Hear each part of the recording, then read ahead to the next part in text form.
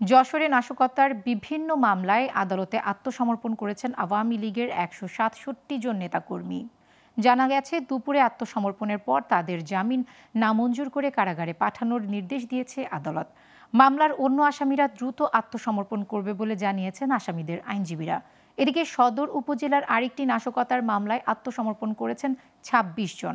আর কেশবপুরে অন্য এক নাশকতার মামলায় আত্মসমর্পণ করেছেন আওয়ামী লীগের ৪২ জন নেতাকর্মী। তাদের সবার জামিন মঞ্জুর করেছে আদালত। পুলিশ যে মামলা করেছে সেই মামলায় রেকর্ড হয়েছে, সেই মামলায় কোনো জব্দ তালিকা নাই। তৎপরবর্তীতে যে মামলাগুলো হয়েছে প্রত্যেকটি মামলায় দেখা যায় প্যানাল কোড সেকশনে মামলা আছে, সেই মামলায়ও ৩২৩ বা ৩২৪-২৫-এর মতো ধারার উল্লেখ আছে, কিন্তু সেখানে কোনো মেডিকেল সার্টিফিকেট নাই। তো দীর্ঘ ৫ বছর ৬ বছর পরে এসে একটি মামলার ঘটনা উল্লেখে মামলা হয়েছে, যে মামলাগুলোই দেখা যায় যে মিথ্যা ভিত্তিহীন।